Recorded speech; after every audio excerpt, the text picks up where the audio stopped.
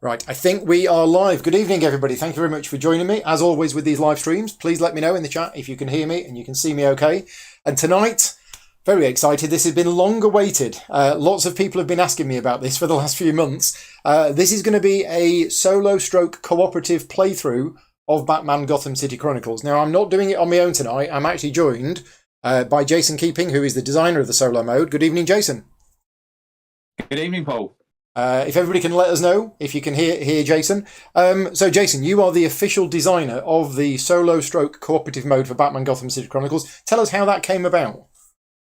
Well, so I obviously contacted Fred around about the time that the original game came out with a request to put something on BGG, just a fan-made solo variant, and he was kind enough to say yes, absolutely, that's fine. And I said to him, if at any time you were ever interested in doing it officially, let me know. And he said, well, we haven't got any plans at the moment. And then I got a call out of the blue from Gilles. Yeah. And the rest, as they say, is history. Is history. Said, are you still interested in doing it? And I said, yeah absolutely. So you've published on BGG the fan-made variant of how you play it solo or cooperatively.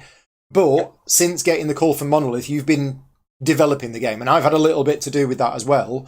So what's actually available right now? If you go into BGG right now, you can download Jason's original files, but this version that you're going to see play tonight, there are some tweaks. So you've been developing the game for the last year or so, haven't you? Yeah, that's right. So it has changed a reasonable amount from that. It's tightened up quite a lot. Yeah. I've had a lot of input from Monolith around what they wanted to see in it. So, and then I've done 200 plus play tests of all the scenarios and everything else, and and then you guys came in and really helped me just to really tighten things up and make sure that we were, everything was there and thereabouts. So yeah, it's had a lot of play in that time. Yeah. Now, a lot of people were very, very excited and have been asking me for months to do a solo playthrough of the game. And tonight we're not going to be doing a solo playthrough of the game, but don't switch off. The reason why we're not doing a solo playthrough is I think there's been a little bit of misunderstanding about the solo stroke cooperative mode. They are not two different modes. The solo stroke cooperative mode is exactly the same mode. It's basically the way that you can play this game without a villain player. So I could play it solo and control both heroes myself, but I've got Jason involved and we're playing one hero each. So the solo mode and the cooperative mode, there's no changes to the rules. It's exactly the same rule set. It's basically an automated villain player. And the reason why I've chosen to do it not solo with one hero is there is a certain part of the rules which we've called hero tiebreakers. And that means if the villain or one of the villain miniatures is ever in a situation where it's, it could go for that one or that one, there are hero tiebreaker rules. And by playing a game with two heroes, you're going to see those hero tiebreak rules in effect. So because of that, we have chosen to play Biological Scourge. This is one of the two-player missions from the base game. Now, I have got, as you can see here, painted miniatures. If I just press this button here, the overhead camera will show that I have some nice painted miniatures. However, when Jason decided we were going to be playing Biological Scourge, I hadn't painted two of the miniatures that I needed. So over the last few days, I've been very quickly painting these miniatures so that everything is now done. And the first thing I'm going to do is, if I can find my mouse, I'm actually going to read the introduction for the mission. So let's just pull this up on screen. Right, this should be in the voice of, I believe, Arthur. I'm not very good at accents. I've just received confirmation that it was indeed Ra's al Ghul who helped Ratcatcher escape from Blackgate Prison. It also appears that a virologist, one studying plague mutations, my monitor's a bit far away, at Gotham City University has been kidnapped. Coincidence? I think not, sir. Perhaps it's best that you investigate the last known hiding place to see if you can't flush out these, excuse the expression, rats. Okay, right, so our mission is, we have Ra's al Ghul, who's here, in the subway. We have Ratcatcher, who's here. And what they are trying to do is they are trying to spread the infection. So in the multiplayer game, you don't actually start off with any of these counters on the board. But for the solo game, Jason's made it a bit harder because this is an easier mission for the heroes. Is that right, Jason? Certainly from my playtesting, I found this one to be one of the easier. Yes. So what we've got is we've actually started the villains with one of these tokens. So these tokens represent an infected rat. And if at any time the villain gets 6 of these tokens on the board, they win immediately. Otherwise, the game will end at the end of round 7. So in this game, in this mission, the villains go first, which is why I've got the board this way up. Normally the heroes go first, so I have it this way up. But in this mission, the villains go first. So the villain will take a turn, then the heroes will take a turn, etc., etc. And after the hero's turn, number 7, the game will end if the villains don't have 6 infected rats on the board. And at that point, if we have the gas capsule and there is no more than 1 infected rat on the board, we win. Otherwise, if we don't get the gas capsule, or there are 2 or more of these on the board, we lose. Now, the way that we get the gas capsule is the gas capsule in this game represents the fact that we've basically recovered the virus. So if we neutralise either Ra's al Ghul or Ratcatcher, whichever one we neutralise first, they basically drop it, and then we've got to pick it up. If we are already in their area, we pick it up straight away. So we're using the gas capsule equipment card to represent that. We have to have that, otherwise we can't win the game. There are some special rules for this particular scenario, which is the recovering the virus, but also the special rules about how the bad guys spread the infection. Now, only Ratcatcher and the hazmat thugs are the ones that can spread the infection. The rest of them are just basically trying to get in the way. Right, are we ready to start? I think we are. We've done the setup. We've got the river, and if you've never seen one of my videos before on Batman Gotham City Chronicles, you will get an idea of how the game plays from this, but we're not going to be doing a full tutorial. I've already done a video which was pretty much a tutorial and playthrough on how to play the game. So if you're looking to learn more about how the game actually plays, I'd strongly recommend checking out that video. Tonight, we're just going to be doing a playthrough, but we are going to be telling you how the solo game works. So, in this mission, round 1, the villains go first. So, on the villain's turn, we're going to reveal a card from this deck. Now, this deck might look like a load of pieces of paper that I printed at home and cut out. That's because they are. So, obviously, when you get the actual game, it's going to look a lot nicer than printed out bits of paper. But if I press this button here, if it's the right one, yeah. So this is a deck of cards. Now, this is a seeded deck of cards made up of specific numbers based on the mission sheet. So this is the mission sheet. There'll be one of these for each mission. And it tells you here, the AI deck, that is the cards which are going to be included in this deck. The orange ones are the leaders. So there's 1 card for Ra's al Ghul, there's 1 card for Ratcatcher, and then the other cards are numbered. How many different cards are there in the solo rules, Jason? So there are, of those sort of ones that are, you've got in white there. The ones in white, yeah. 48. Yeah, there are 48 of those, and then there's 1 for each villain. 1 for each of the villains, yeah. So out of the 48 tile activation cards, we only use a certain number of them. And then we actually seed this deck. So this deck is 2 of the non-leader cards first, then the 2 leader cards are somewhere in the middle, and then at the end is the rest of the cards. So these are not completely all shuffled together, slightly seeded. Right, let's reveal the first one. And again, this is a prototype. This is printed out on my home printer, but this is the first card that we've revealed. So this is card number 11. The hero tiebreak rules that I mentioned, they're printed at the top. We'll get to them if we need it. But what we've got here is we have the 2 tiles that the villain wants to activate. So first, the villain is going to try and activate tile number 3 from the river. And then it's going to try and do this task. If it can't do this task, it'll do this task. If it can't do this one, it'll do this one. And if it can't do this one, I believe they move towards the nearest hero as a default. Right, yeah. Okay. Then, and it will spend 3 energy cubes for that. Then it's going to activate the tile in position 1, and it's going to do this, this, and this. Now, these icons, it's not hard to learn, but because there's only 3 of them, that's attack, that's advance, and that's defend. And we'll go through what those tasks do. But the first thing is tile number 3.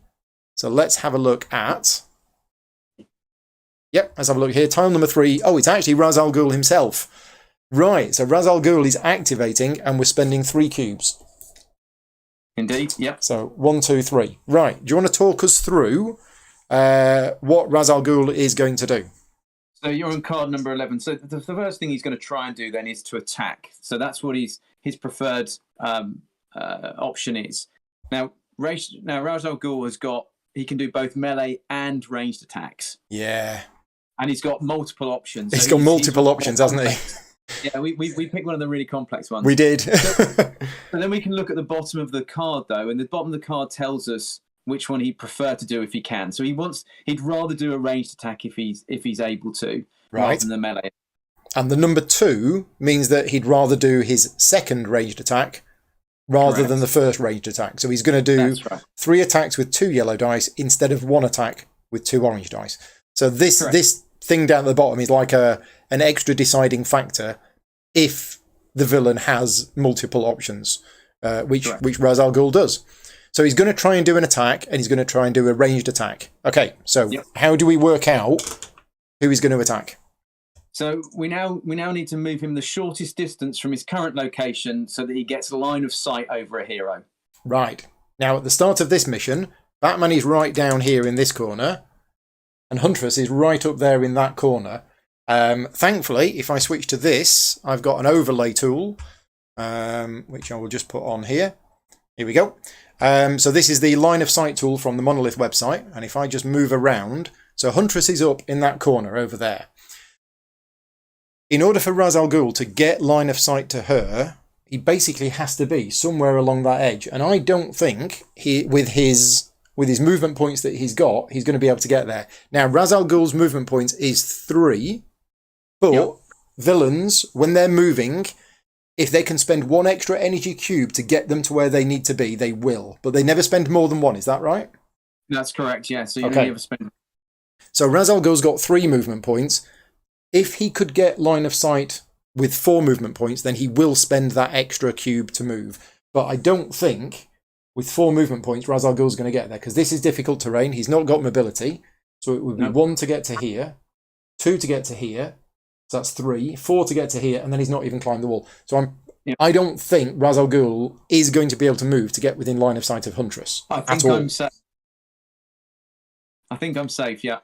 But Batman, however, if we use the line of sight tool, so Batman is currently here, up on this ledge. Batman has line of sight to all of these things, which means all of these areas have line of sight to him. Yeah. And there's a doorway here. So I think Ra's al Ghul, it can step outside of this subway car and move to here, and then he's got line of sight to Batman. And he doesn't even have to spend the extra movement point. No. Okay, so Ra's al Ghul uses his 3 movement points, 1 to move to there, and then 2 to move out of there because it's difficult terrain. And then from here, is line of sight to Batman. Yep. Okay, now we've already determined he's doing his ranged attack second option, which is 2 yellow dice, and he does this 3 times. So it's 3 completely separate attacks. Yep. And this is where you're going to see the villain reroll rules. So the first attack is 1 success and a blank. So do you want to just talk us through the villain reroll rules, Jason? Yeah, so the villain will only ever reroll blank dice, and they'll only ever perform one reroll. So they won't. If there was 2 blank dice, for example, they just reroll one of those 2. So in this example here, you've got one yellow, 1. They will never reroll anything that's got hits on it. They'll only ever re-roll blanks. So in this case, you're going to re-roll that yellow blank dice. Right. Okay, so never re-roll any dice with any hits on it, but we'll always pay to re-roll 1 blank? We'll always pay to re-roll a single blank dice. Right, so that's what it's going to do. So we're going to spend 1 energy, and we're going to re-roll this one. Now, Ra's al Ghul, let's just check his skills. He's got martial arts, but this is not a melee attack. He's got support, but that only affects allies. So this is good for us. He's not actually that good at ranged. Well, he doesn't have any skills that are good for ranged. No. Right, we've got 2 successes. There you go. So, over to Batman. Now, Batman's brought his Batcape with him. So that's 1 automatic defense against ranged attacks. And I also get 1 orange dice every time I defend. So I'm not going to spend any energy cubes in defense. I'm just going to get my 1 orange dice and my 1 automatic success. Okay, so I rolled the blank, so I take 1 wound. And that wound comes out of my fatigue zone. There you go. We're all good so far. Second attack from Ra's al Ghul. Again, rolled 1 success and 1 blank. So Ra's al Ghul spends 1 energy, re-rolls the yellow, gets another 1. Off same again. Same again. I'm just going to roll my orange. I got a blank, so I take another wound. And then the third attack from Ra's al Ghul. Right. 2 successes, which means no re-rolls. Yep, correct. So again, 2 successes. I'll do the same thing again. I've got 1 plus my back cape. I don't take any wounds. Right. Is that it? Is that Ra's al Ghul's activation over? That's it. That's him done. Yeah, so because Ra's al Ghul was able to perform the first task on the card, we don't need to look at the other ones. So we won't explain them yet. We'll go into those later on. Right. Yep. Then we go to activate the second tile. This is tile number 1. And if we just have a look at the board, tile number 1 is the Hazmat Thugs. In fact, I'm just going to zoom in a little bit there. Just in a bit more. Bit more. There you go. 1. Right. So we're going to spend 1 cube. And we're going to activate the Hazmat Thugs. Now, the Hazmat Thugs are special for this particular scenario. So in this scenario, the Hazmat Thugs and Ratcatcher are the only 2 villain units on the board which can spread the infection. So, Jason, you've done a special rule for this scenario, haven't you? Yeah, that's right, Paul. So if basically you're going to roll a d6 for each Hazmat Thug miniature. If you just roll a 1 or a 2, then they'll follow the list of tasks on the card that you've got there. And that's what would normally happen. So this is very specific to the scenario. Very specific to these units in this particular scenario. Correct, yeah. And then if you rolled a 3 to 6, then they would actually change what they're going to do and spread the infection. Because ultimately, the way that the bad guys win this really is to get 6 of these rats out on the board. So they want us chasing around trying to destroy rats if they can make it. So how does this work in the multiplayer game? When can the villain choose to spread the infection with the Hazmat Thugs in the multiplayer game? Can they just always choose to do that? Yeah, so they could just choose to with each miniature they could just choose to spread the infection. Right. So it's ultimately down to them, isn't it? How they move at each individual miniature and what they decide to do with it. But the Hazmat Thugs can perform spreading the infection. So right. So in this case, we do top left first, don't we? Yeah.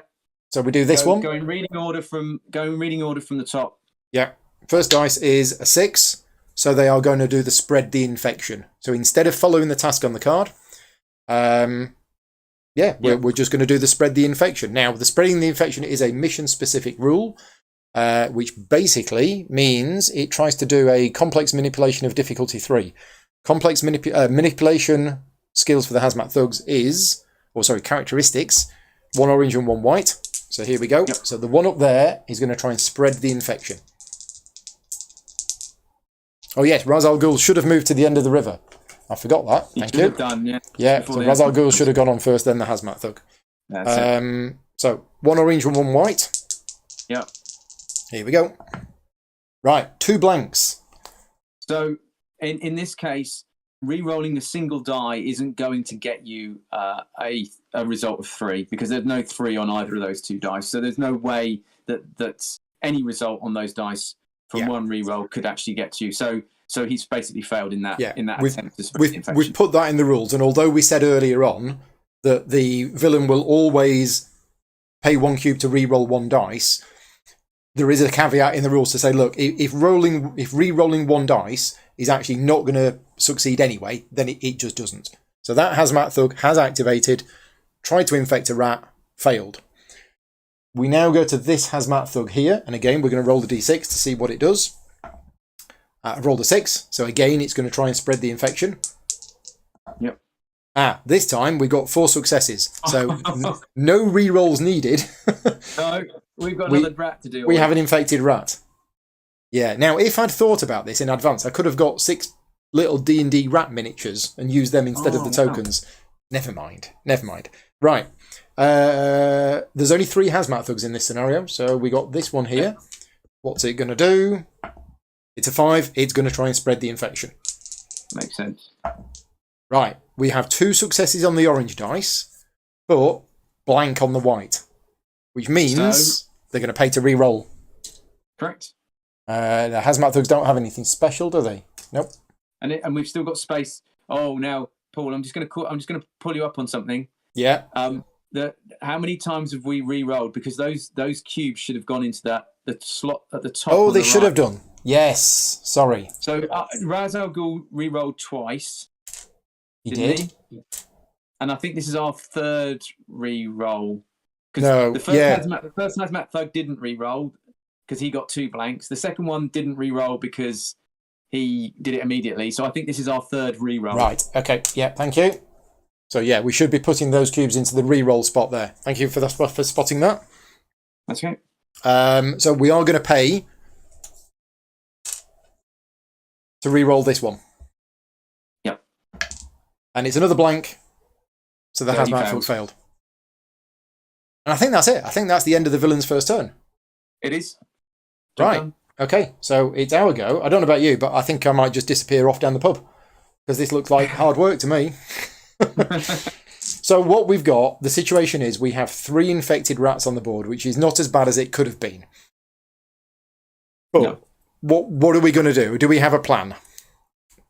Well, just get down there and beat up some bad guys. Yeah, well, I think so. Yeah, and I think I need to take out that infected rat that's nearest me. So I think I've got to come down off that shelf, take out that thug with chains, and then see if I can fire at the other hazmat guy. So I think that's what I think I ought to do.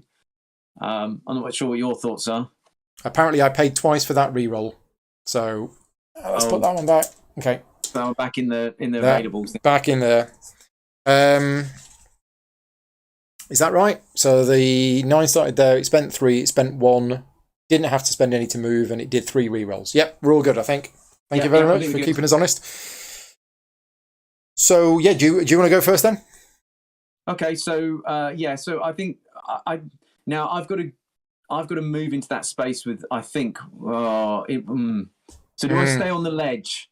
Can I see the hazmat thug if I'm on the ledge? I've just realised I've messed up my presets. So bear with us a minute. I'm going to have to fix this preset. I've accidentally programmed the wrong preset into the thing, so I just need to set this again.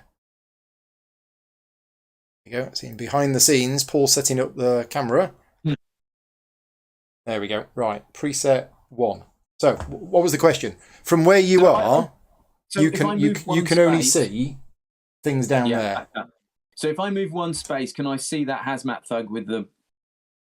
Or am I still? No, I can't see. How's that? Which one do you want to be able to see? This one here. I can't see that one. Can I? So I think I'm worried about that one on the top left. I have to be said. But this one over here. Yeah, I'm worried about that one a little bit. Yeah, because he might just sit in the corner and start generating rats, and that's the problem. Although the chance of the hazmat thugs activating again, it's not going to be likely because they're down at the end of the river now. Yeah, that's true. They're down at the end of the river. So do we leave him? I think leave him. Let's just have a look at where he is. Okay, so where he is, the only way we can get him is from either of the upper areas. Yeah. We can always go back up the elevator. Yeah. There. Okay. All right. So I think I've got to drop down into that area with the thug with chains. Yeah. I mean, did you want to have a go at him with the crossbow before you get in there? Because you're better with your crossbow, aren't you, than you are in melee? No, I'm definitely better with a crossbow than melee. So move me 1 space then. Okay. So you've got 2 free movement points. Yeah. And we're not using the variant rule where they spill over. So basically, if you only use one of them to move there, that's it. I'm done. Yeah, absolutely. I'm 100%. I'm done. I can't move again. Yeah. But now I think I need to take a shot at that thug with chain. Okay. And I'm going to use how many dice do we reckon we're going to need? I get an extra 1 for my crossbow. You get an extra 1 for the crossbow, and you've got marksman. So as long as you roll 1 success, you're going to get an extra success. Yeah. That brute with chains has got an automatic defense of 2. 2. Sorry. Yeah. Yeah. So the brutes have 2. The thugs have 1. So you need 3 successes basically. Yeah, and I'm going to get 1. So put me. I think 1 cube's probably going to be enough, isn't it? Yeah. I think 1 orange cube into ranged, and let's roll those 2 oranges and see how we get on. 2 oranges. See how we get on. You've rolled 3 plus the 1. First one is 4. is 4 So- successes. Tell us about the villain defending. Will the villain defend? So the villain will only defend if a single success rolled on a defense die would keep him on the board. So in this case, a single success on an orange die is not going to be sufficient to keep that thug on the board. So it doesn't bother. So he's not going to bother. No, he won't bother. So there you go. The brute has gone. I'll add that to the what's called the character pool. There you go. That's not a bad first shot. Did you move my? Sorry, did you move me 2 cubes across when at the start of my turn? Oh no, we didn't choose stances, did we? Sorry. At the start of the hero's turn, we both choose whether to go active or resting. It's because we talked about this before and we were going active. So we both get 2 cubes. So I've only got 1 cube, so I get 1 there and then 1 there. Yeah. Okay, yeah, right. No, we're all good again. Yeah, thank you, Brett, for keeping us honest. So at the minute, maybe I do take a pot shot at that other the one that I can see, the hazmat thug I can see. Yeah, because range in this game is not a thing, is it? No. So I can I see him? Yes. From that top level, I think I can see him. Yeah. Yeah. It's just a straight line. Yeah. Yeah. Okay, so let's do the same again then. Let's go with 2 oranges and let's just take him off the board. So you're going to spend another. Yeah, I've got to spend at least 1 cube, haven't I, to do it? Yeah. So, well, don't roll the black. Oh, no. Okay, you got 1 success and a blank. So because you got 1 success, you do have the extra success. So that would take him off the board. It would. However. Because the hazmat thugs have only got 1 automatic defense. Correct. So, but a single roll of a defense die, if he got a 1 or more successes, he would save and remain on the board. Yeah. I think force them to re-roll, because that's going to cost him an energy cube. Yeah, exactly. So let's. And then you can just go again. Yep. Okay. So yeah, just to clarify, Jason got 2 successes. The hazmat thug has got 1 automatic defense success, which means one extra defense success would save it. So it's going to spend a cube on there and roll an orange dice. Okay, and it got 2 defense successes. So there you go. Now, just as an example, if that rolled a blank, would it pay to re-roll defense dice, or does it not do that? No, we don't pay. So the rule says the AI will never pay to re-roll a die in defense. Right, but there you it go. may still get other re-rolls in defense through other options. So, nice and simple. Yeah, nice and simple. Right, did you want to have another go at that hazmat thug in the corner? I'm a bit worried about using up all my cubes at the minute. Shall I? Yeah. The thing is, it's only the hazmat thugs and Ratcatcher that can create the rats. Yeah. So by getting rid of those hazmat thugs, then again, they're probably going to reinforce at some point, aren't they? Yeah, they are, but they're reinforced further down the board. That's the thing. So they'll be more accessible. Okay, let's have one more go at him. Go on. We'll have one more go. One more, 2 orange dice. So I can put 3 in there, can't I? Yeah, I'm all good. There you go. So you got 2 plus the 2 1. Plus my 1 is 3. Is 3, which is enough. That's enough. So we can. Done. That's enough. I'm good. I'm good now. I am done. Yeah. Are you finished, or you might come back to you? Well, let's see. But We'll see. I think I've opened things up for Batman enough now. Yeah, you've definitely. Because one of the cool things about the hero turn in this game, it isn't just one hero takes their turn and then another hero takes their turn. Basically, you can completely, you can do a bit over there, a bit over here, then do a bit over there. You do anything in whatever order you want to, and you can keep going as long as you want. Right, well, Batman, I do have some perforating batarangs with me. These are 1 use only, and they give me an extra 2 red dice. So I'm not as good in ranged as I am melee. However, Ra's al Ghul has stepped out into the middle between these 2 subway cars, and I currently have elevation bonus. So if we turn on the LOS map, we see where I am. Ra's al Ghul is in a yellow shaded area. That means if I attack anything in a yellow area, I get 1 extra dice from elevation bonus. So I'm thinking this might be a good time to use my perforating batarang. I don't think there's going to be a better time. No, now, agreed. What's Ra's al Ghul got in defense? He's got support, which only affects allies. Mm-hmm. Okay, let's go for it. Go for it. Now, do I really want to go for it? Like, do I spend 3 cubes and get 3 orange dice plus the 2 red and actually try and get rid of him in one go? Yeah. Well, I mean, I could do it. How many do I need? He's got 2 automatic defense, and he's got 7 hit points. No, 5 hit points. So 5 hit points. So I need 7 successes to get him to 0. But if I get 8 successes, he'll defend himself. If I get 9 successes, he won't defend himself. Is that the rule for villains, or did we change that? So if you get 7 successes, he will defend himself. Yes. Because that will put him on 0. But in terms of 8 successes, no, I don't think he defends himself on 8 successes. Okay. I think that's at that point you've basically. Well, I'm going to do it. So I'm going to do it. I'm going to put all of my 3 energy cubes. So my max energy that I can spend on ranged attacks is 3. So I'm spending that. I'm doing this. I don't have any ranged attack bonuses. I don't have marksmanship or anything else. I do have pushing limits.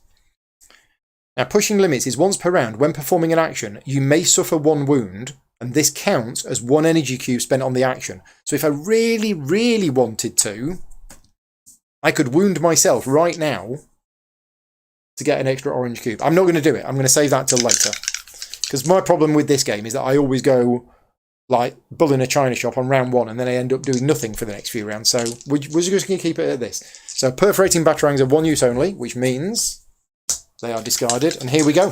Let's see what we get. Big first turn. Okay, I've got 1, 2, 3, 4, 5, 6, 7. Now, of course you have. If I wanted to, I could pay to re-roll. Now, the red dice has got a blank and 2 1s, so there's a 50-50 chance that the red dice will end up exactly the same. Yeah. No. Oh, yeah, yellow dice for the elevation bonus. Thank you very much. Oh, yes. After saying that I got it, or this could be the deciding factor. No. It wasn't the deciding factor. So yeah, do I pay to re-roll this red dice or not? There is a 50-50 chance that it will work out. If I don't, then I've done exactly what I need. But what that means is Ra's al Ghul is going to spend 1 energy cube to get 1 orange dice in defense. Yeah. And if he succeeds, he's going to be stuck on 1 hit point. I think that's fine. Yeah. I think that's fine, because if he's stuck on 1 hit point, I can just wander in there later and punch him in the face. Finish him off. He's like a minion then, isn't he? Right. So I've done 7 successes.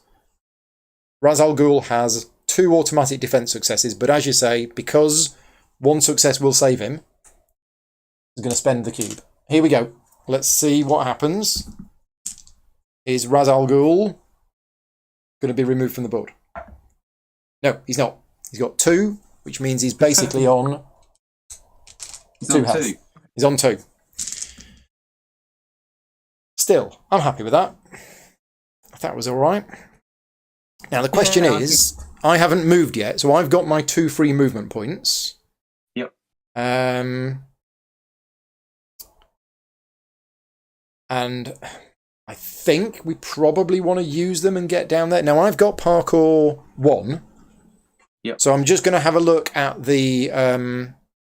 where's the mission booklet? I'm going to have a look at the back of the mission booklet to see the different levels in this game, because I think there is a level 1 climb. Yeah, so going from here to here is a level 1 climb. Yep. And from here to here. And because I can do level 1 climbs for free because of parkour 1, I could have spent 1 movement point to here and then the next one to here. Now, that's not an objective, but the problem is if we leave these bad guys around, they're going to sneak up on us and punch us. They are going to sneak up on us and punch us, yeah. It's either that or we go there. And those I might go there, actually. And those prisoners will try and sneak attack us as well. So if we end up in... don't forget, if they end up with more as many minions as... Or sorry, it's the hindering... what is it, menace index or whatever? Menace index. So if the menace index of the enemies is equal to or greater than the allies, as far as we're concerned, those prisoners get an extra success on their melee attacks. Yeah, basically, if there's more of them in there than us, depending on the menace indexes, I think in this scenario, everything has a menace index of 1. Correct. Yeah. So Yes, it does. And it also, everything has a size index of 1 as well when we start talking about hindering modifiers for movement. yeah. So I think if that prisoner that's next door to you moved into that space, he would get the sneak. He would attack. get the sneak attack bonus. Yeah. Now, I don't think the prisoners are going to activate next. Well, they might do. No, I think it's unlikely. It's unlikely.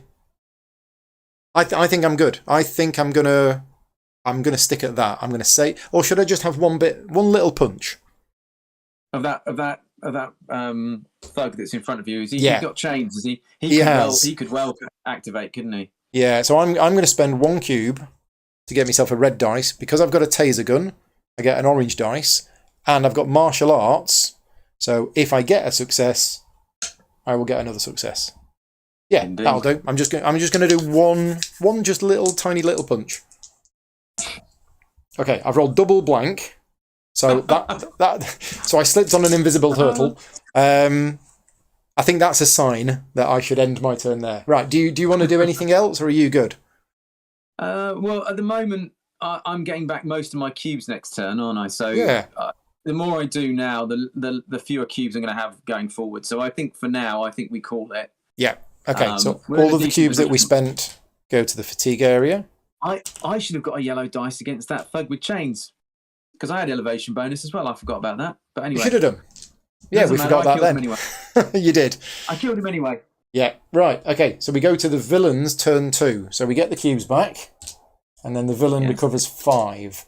Now, Yeah. one of there's lots of different ways of customizing the difficulty of this game that Jason's added to the game, and one of the easiest way to customize the difficulty of the game is to increase this number. So at the moment, for this mission, the villain recovers 5. If you play this game and you find it a little bit too easy, you can just increase that to 7 or 9.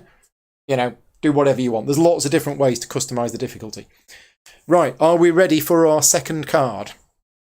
Yes, I think Let's see so. what it is. It is Card number card number 28. 28. And it is activating tile number 3 first, Yeah. and then activating tile number 2. And they're Okay, both trying so tile number Okay. 3 is Ratcatcher. Oh, so he's going to try and the first thing he's trying to do there is advance. So he's Yeah, going to try and advance by spreading the infection. So- That's his. Ratcatcher has been activated, and out of these icons, the first thing is advance. Now, advance doesn't mean move towards the enemy. What it means is it's trying to advance an objective, and the objective in this scenario is that the villain player is trying to basically get the infected rats on the board. So that's what it's going to do, isn't it? In fact, is that Yep. printed? It is. So On it's the put mission sheet. summary. Yeah, if you put it on, the mission summary. So on the left hand side by that AI deck, you will see the 3 symbols, and then it tells you what those 3 symbols do. Yeah, and there's the advance icon, and it says resolve the spreading the infection special rule if able. And because it's Ratcatcher, He's able. he is able to do that. Okay, now Ratcatcher does it through complex thought rather than complex manipulation, but it's still difficulty 3. But Ratcatcher has the Luck 2 skill. So basically, Yeah. Ratcatcher gets 2 free bonus rerolls. Okay, so here we go. Ratcatcher is trying to add another infected rat here. Rolled a 2 Oh, and an orange, blank, but first free reroll, yeah. blank. Second free reroll is a blank. Oh, Now you know what that means. I haven't spent the 3 cubes yet. no, It's going to pay, isn't it? he is. It is going to pay. Now that works really well in our favour because now it doesn't have enough cubes to activate the second one. Yep. So we're going to re-roll a third time. You got the 1. So we're adding an There we infected go. rat here. That's now 4 infected rats on the board. That's bad. But is that it? Is Okay. that all Ratcatcher's doing? Yeah, that's all he's going to do. Right. We'll come on to it once we get to the sort of special leader cards because they are quite powerful. They are different. Yes. Yeah, Yeah. we haven't covered those yet. All you've seen so far is the villains are activating on a normal activation card. But as we mentioned in setup, in this deck, there are a special leader card for each leader in the game. And that is customized with 6 special things specific to that leader and what it can do. And that's one of the big things that Monolith asked you to add to the game. Is that Yeah. right? Yeah, that's right. Yeah, absolutely. And we're trying to make those so that they work in tandem, because you do sort of one after the other. So there are 6 options on there, and then you're effectively going to do 2 of them. Yeah. In this particular scenario, that could mean a lot of spreading the infection by rat catcher. So we need to deal with these rats quite quickly. Otherwise, this could be a very fast loss. If we're there's 4 of them on the board so far, but that is rat catcher done. Now, the AI card, the second part of the AI card is activate the tile in position number 2. However, doesn't have 2 cubes. Nope. So that's the thing. Only got 1 cube left. It was the warning tile, but it doesn't do it. And it doesn't get any compensation for it. It just doesn't do it. And that's what a human player would do. If it didn't have the cubes, it wouldn't do it. So I think that's it. Yep. I think that's the end of the villain's turn. Indeed. So, and one of the other options to make it more difficult is to basically have the warning tile basically free. It's free. Or free, right? Okay. Yeah. Got it. Which of course then it would do this warning tile now, reinforce and etc. etc. But anyway, we've been a world of pain. We're going to make it that difficult. Are we resting or going active? I mean, I'm going active. I'm going active. I've got to try and deal with this other hazmat thug, I think. Right. You've got 8 cubes in your active area. I've got 7. So. Right.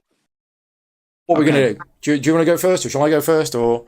You go for it. I'm okay. More than well, I'm going to try again, and I'm going to use 1 red, and I'm going to use 1 orange, and I'm going to try and punch this brute with chains.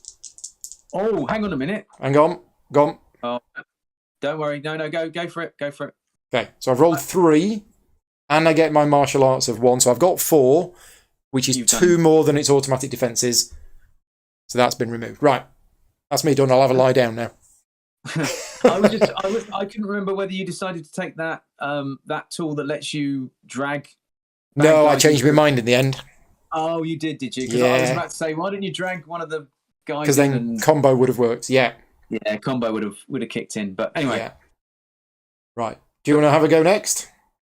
Yeah, I can do. Yeah, okay. So I want to come down. I want to get into a position where I can take out that hazmat thug and try and get rid of that. So you've got 2 free movement points. So I can drop down from, and I've got parkour 1. You've got parkour 1. This is a climb of 2.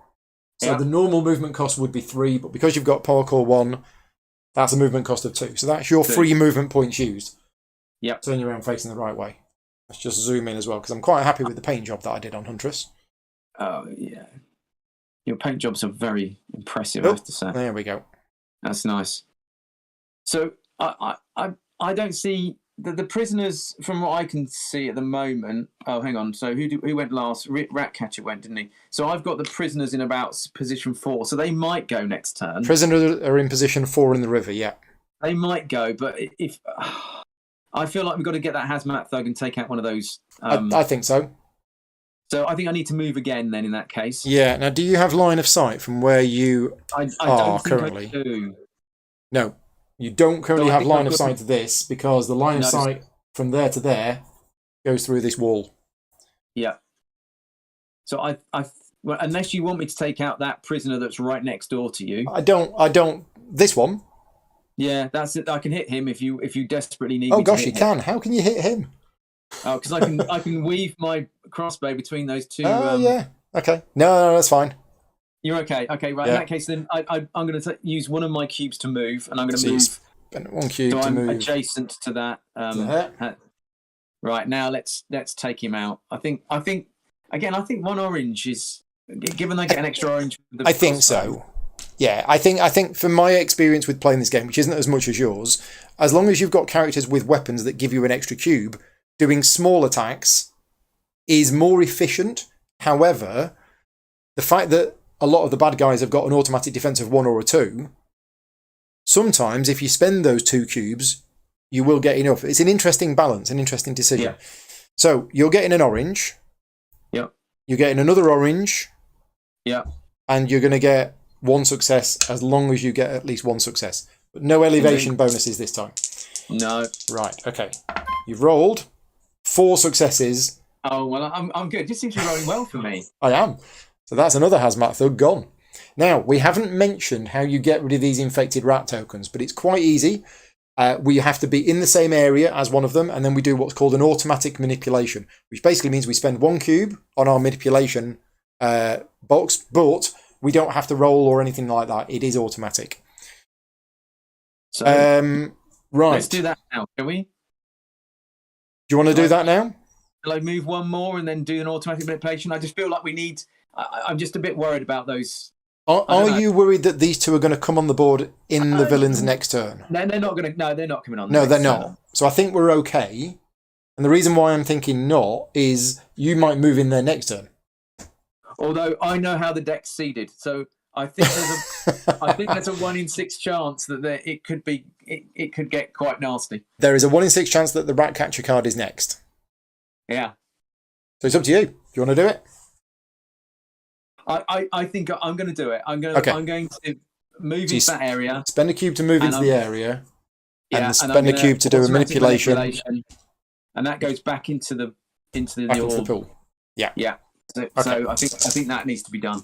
Right. Well, I think I am going to move.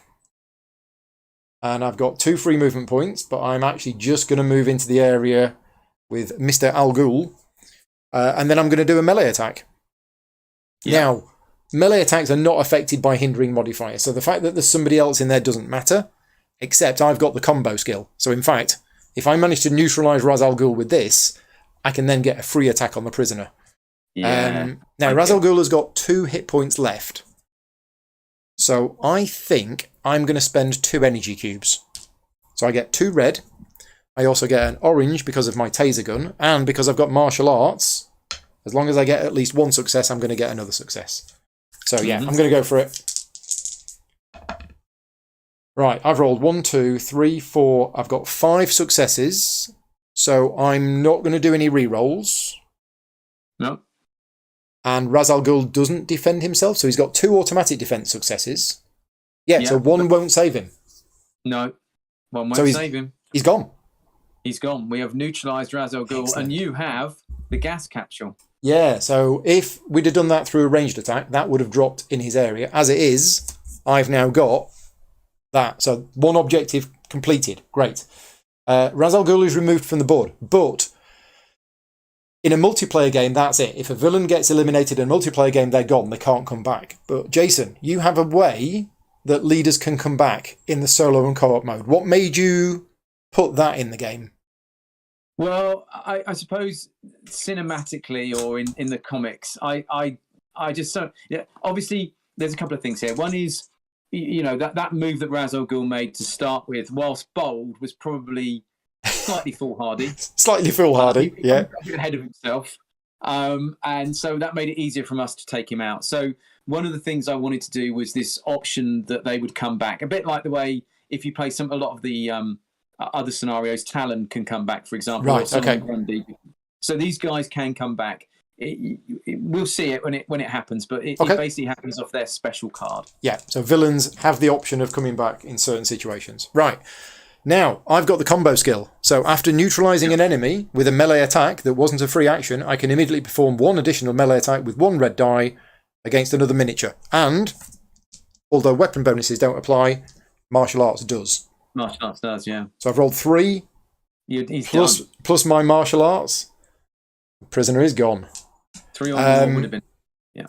I think I might stop there, actually. I don't think I want to do anything else. I'm going to conserve my energy to be able to react to see what they do. Yeah. Now, we've got 1 brute that looks a little bit threatening in the space beside us. That's the only thing that worries me. Yeah. I mean, I could get in there. I can't attack him though because I've used all of my maximum of 3 cubes. You could. Yeah, I could just take him with my crossbow, couldn't I? Do you want to do that and then possibly rest next turn? Yeah. I think let's go with the crossbow now. Okay. How many? 1 or 2? I've got a horrible feeling he could activate, and so should we go 2? And that gives me 3 dice. So you're going to spend 2 energy. So you get 2 orange cubes for that. You get 1 extra because of the crossbow. And you will get 1 extra for the marksman if you get a success. Yeah. Yep. This should do it. So this should do it. This should get him off the board, and I think that's the right move. What? Yeah. So. Okay. So yeah, I could re-roll one of those. If I get 2 successes, that would mean he'd have to roll defense. What's the chance of me getting 2 successes on an orange die? 1 in 3. Yes. Yeah. So the orange dice are 2 blanks, 2 1s, and 2 2s. And unfortunately, Joe's saying Batman is not having a good day. No, Batman's having a great day. It's Huntress who's not having a good day. Yeah. Okay. Give me one re-roll then, please. Okay, so you're going to spend a cube to do a re-roll, and you're going to re-roll an orange dice. Oh no, this is not good. It's another blank. Yeah. So the chance of that happening is 1 in 3 times 4. 1 in 3 to the power of 4. Yeah. 9, 27, 1 in 81. There you go. Right. Never tell me the odds. I think maybe I'll have to call it there. I've only got 1 left. I need 1. I mean, that's 3 energy cubes gone, isn't it? Yeah. Sorry about that. I don't get the automatic orange defense dice that you get. No. Okay, so cubes go into the fatigue area. Yep. And it is now turn 3, and it is the villain's turn. So let's have a look at the card and see what we get. Okay, so it's not one of the leaders. It is card number 37. I say it's not one of the leaders. However, we have this icon. This icon means the leftmost leader in the river activates and doesn't pay any energy cubes to activate it. So we have Ratcatcher in position 6. So Ratcatcher is going to activate, but the villain is not going to spend any energy cubes to activate it. So if you see this icon, they have to spend the energy cubes. If you see this icon, they don't. So Ratcatcher is going to activate, but it isn't Ratcatcher's special card. We are just going through the tasks that are on here. Correct. The first one is attack. So Ratcatcher has a melee attack, and Ratcatcher has 2 free movement points. So the question is, can Ratcatcher be able to do a melee attack with its 2 movement points, plus potentially spending 1 cube to move any further? And the answer is no. Because Ratcatcher is down here in a little room, miles away from anywhere. So we skip the first task and we go to the second task, which is defend. So explain to us how defend works. Okay, so first thing I was going to quickly say is I think we need to move 5 of our villain cubes back over to the... Oh, yes, I forgot. Thank you. Just to refresh them. 5. Yep. So there are 2 elements to defense here. So obviously in the first half of this game, the villain will try and defend either Ra's al Ghul or the Ratcatcher. Yeah. So obviously if you pick Ra's al Ghul or the Ratcatcher, they would just ignore that task because they can't defend themselves. But because we've already got the gas capsule, that objective, Ratcatcher is no longer an objective of ours. No. So in effect, then the next one is you're going to try to defend the gas capsule. Well, again, the gas capsule can't be defended. It's already been picked up, so forget that. Yep. So could he in any way try and defend one of the hazmat thugs? Because they're the other ones that could effectively try and... Yes. In that, if he moves to the hazmat one... thug, well, yeah, so he can move adjacent to the hazmat thug, or he can move into the hazmat thug's area. So basically, the rules state that if you can move onto a hero objective and attack a hero, then you would do that. If you can move adjacent to a hero objective and attack a hero, you would do that. Mm-hmm. Otherwise, if you can't do either of those things, then in this case, none of the heroes are on a hero objective. Yeah. So at present, there's nothing you can do. Obviously, if he were already at an objective, he would just stay where he is. Right. So he moves to here because this is adjacent to a hero objective. So this is effectively a hero objective? Yep. That becomes a hero objective now because we want to get rid of the hazmat thugs because they're the ones that are spreading the... Right. Because the worst case scenario is on turn 7, just before we're about to win, the hazmat thugs start spawning a lot of rats. Right, and actually we snatch defeat from the jaws of victory. Yeah. Okay, so that's the first tile activated. This because it didn't attack, but it did defend, so it doesn't do that. Now we do the second one, which is 3. Oh, hang on. So Nope. Sorry, just very quickly. Yeah. So he can move into an area containing a hero objective or an area adjacent to the closest hero objective. So if he could move into that area, can he move into the area with the hazmat thug or not? He can, but he'd have to spend 1 cube to do that. So he can spend 1 cube to do that. So he does. Yeah. Right. Okay. So then we will spend our cube. Yeah. Now, if he hasn't performed an attack and he's able to advance the villain objective, he will now try and advance the villain objective. Oh, right. So he tries to spread the infection. He can spawn another one of the darned right. rats. Okay. Yeah, because effectively, if we think about this as a multiplayer game, whenever the villain player activates a miniature, they can move and do 1 action. Yeah. And what we're saying is, the action that you wanted to do was to try and attack. He can't attack, so he's not going to waste his action. He's going to try and do something, which is to infect another rat. Okay, so orange and white with 2 luck rolls. Yeah. Now, the 2 luck rolls can be used on different dice. They can. So we're going to use the first luck roll on this one. Yeah, correct, because that's orange. We go from black, red, orange. And then we use the second luck roll on this one. Yeah. Which he didn't get, but he will now pay to do 1 re-roll. Correct, yes. Got it. Another rat on the board. Another rat on the board. That's all right. That's nearer us. Yeah, that's okay. That's not so bad. And now Ratcatcher's done. Yeah, he's done. Right. So now it's tile number 3. It's the Brutes. Oh, Brutes with shotgun. Brutes with shotgun. So the Brutes with shotgun, the first thing they're going to try and do is attack. Then if they can't attack, they're going to advance.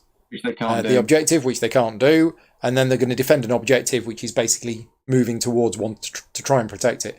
So the first thing is attack. This is the first Brute that we need to activate. Can that Brute, from where he is, he can only see things atop and things down here. But that Brute has got 3 movement points. Correct. So that Brute can easily move to somewhere like there. Which he could attack me and you. And he could attack you. And that is the least amount of movement. Correct. So that's what they do, isn't it? Yeah, least amount of movement. Otherwise, I think you're moving 2 spaces at least. Yeah, so that's 1 space. Least amount of movement. Hero tiebreak. Well, he can attack both of us, can he? Can he? Oh, he can. Can he attack both? Now, the other thing is these Brutes have point blank skill. And Brutes with point blank skill will always try and use their point blank skill. Now, most of the time, if you don't have point blank skill, as long as you've got a line of sight, you move the least distance and then you just have an attack. But if you've got the point blank skill, the solo rules say that if they can get into a position where the point blank skill will work, they will. So that's the next question. Moved 1 to there. 2, 3. No, can't get there. 2, 3, 4. So they can't. If they were to spend a cube to move, they wouldn't be able to get into point blank. So they don't. No. Oh, go on. No, well, I don't know because I'm looking on the screen now.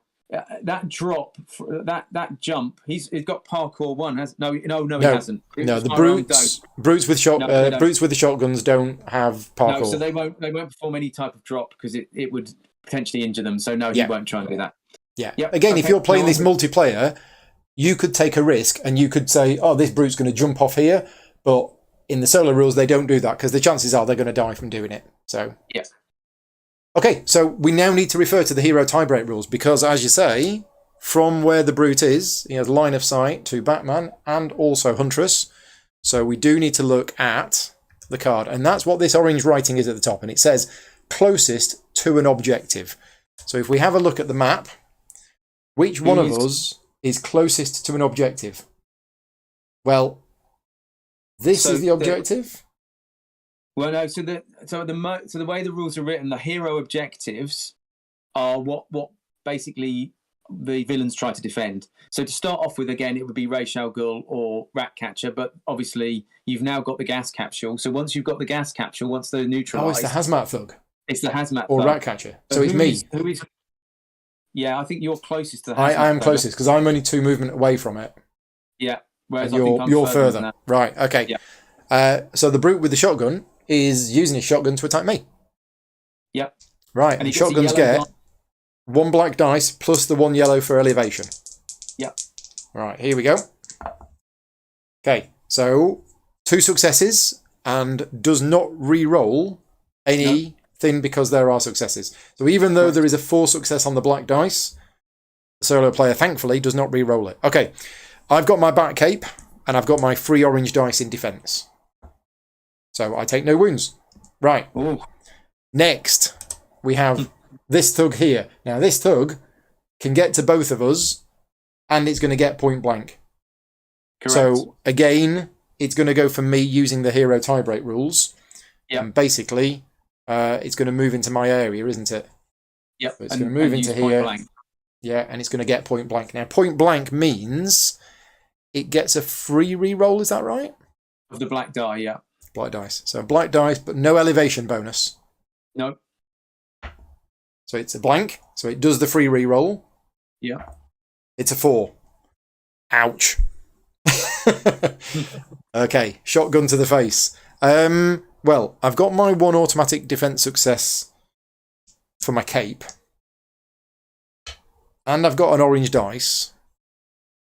I think I might need to spend some energy to try and protect about this. I think I'm going to spend 1. Yeah.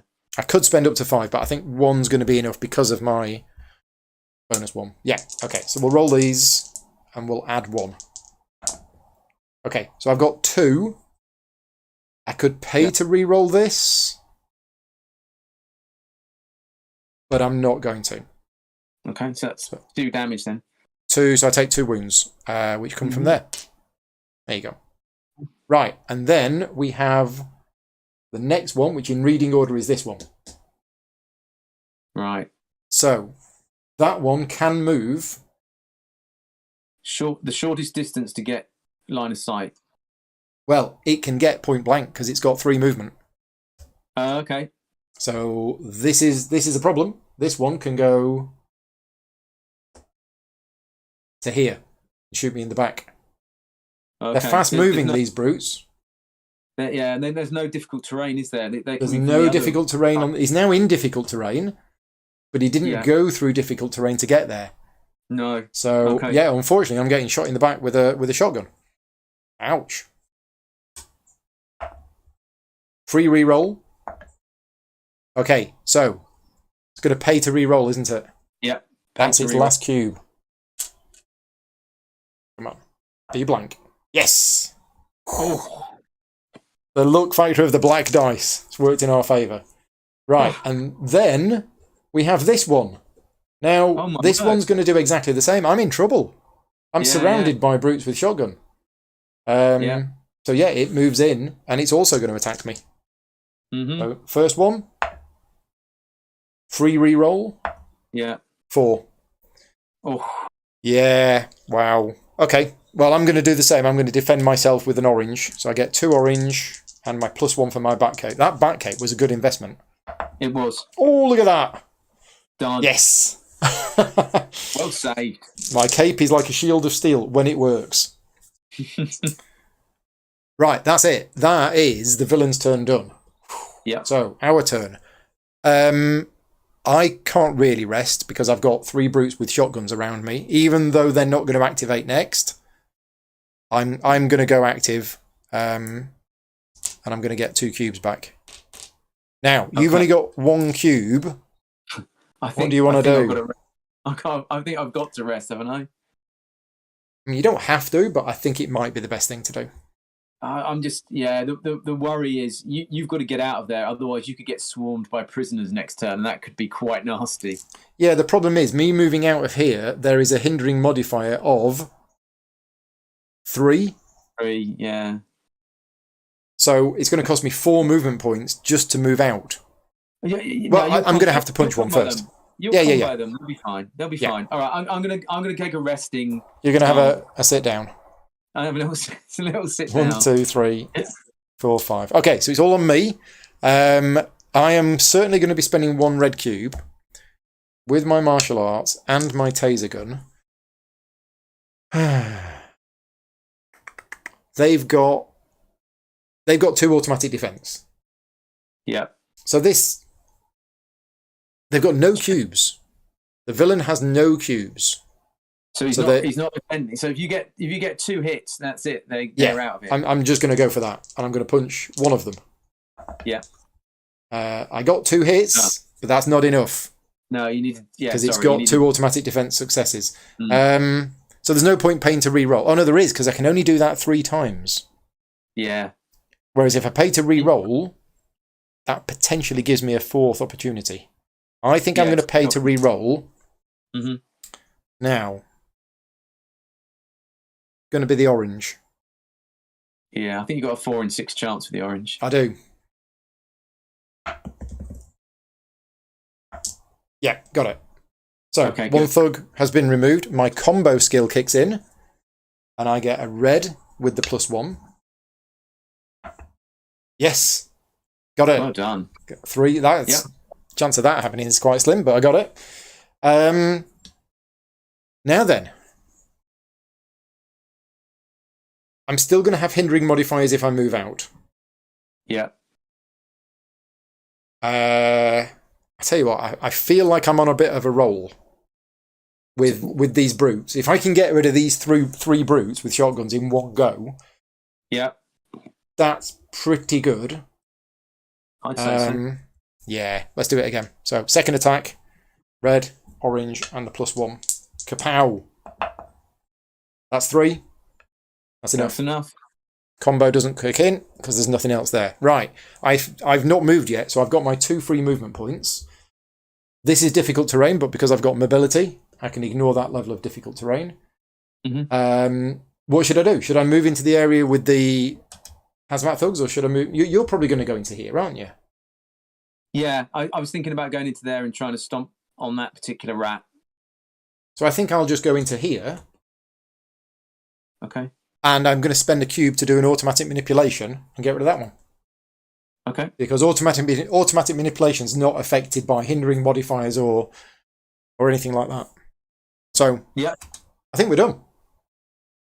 Okay. Okay. Put cubes into the fatigue zone. Yeah. Villains turn number 4. Are we ready? Let's see what the card is. The card is card number 23. So again, we still haven't seen one of the leader cards yet, but we need to do the recovery. First of all, it's trying to do tile number 2, then tile number 1. So put the cubes in there. Cover off 5 cubes. It's got 5 cubes. Right, tile number 2 is the warning event tile. So do you want to explain to us how the event tile works in the solo game? And I'll also mention one other thing that hopefully would be useful. So if you ever are unsure about which turn you're in, you can just pick up the AI deck of cards and count how many cards you've used. There's this many cards. Per turn. Yeah. So there we go. So we know we're definitely in turn 4. So the objective card. So there are 2 options on the mission summary for the warning event. One is just to give us 3 reinforcement points, and the other one is to give us 3 reinforcement points and move one of the rats 2 spaces. 2 spaces basically. So in order to try and get them away from the hero. It says here events. Resolve event option 2 if able. Yep. And move the rat closest to a hero as far away from all heroes as possible. Break ties randomly. Otherwise, resolve event option 1. So basically, the mission sheet for the solo mode will tell you exactly how to resolve the events. Correct. Yep. Okay. So we can do event option 2, I think. We can. We've got a rat here and we've got 2 rats here. Okay, so I don't think the 2 rats down the bottom there can move any further away from Batman. No, they can't. But that one can. That one can. The question is, if we move it, is it moving? If we move it 2 spaces, are we just moving it closer to you rather than me? Yeah. If we move it that way, it's moving closer towards you. If we move it this way, it's moving closer towards me. It is. So I'm not sure we can get it further away from both of us than it currently is. We can't. No. So we resolve option 1. Yeah. So we just resolve option. So we just resolve option 1 and get 3 reinforcement points. So the first thing is going to reinforcement. So we always normally you would reinforce and you'd start from position 1 on the river and reinforce and work your way backwards. So in a normal scenario, you would go, can I reinforce any thugs with chains? Then can I reinforce any prisoners, etc., etc.? And you'd work your way down the river, reinforcing from front to back. Okay. However, in this one, we treat the hazmat thugs as if they're in position 1 on the river. And that's a special rule for this mission. Just for this mission, we just treat them as if they are in position 1. So because the villain wants to bring the hazmat thugs in more than anything else. Is that right? Correct. Yeah, absolutely. Because again, it can spread the infection with those. And if you think after this turn, there's a very good chance that the next turn the hazmat thugs are going to activate. Right. So I think we've got 2 off the board at the moment. We do. Yep. These 2. So if we just put those 2 on the getting them ready, so that leaves us with 1 reinforcement point left. So now we'll go from left to right down the river. That costs 2. We can so it's prisoner.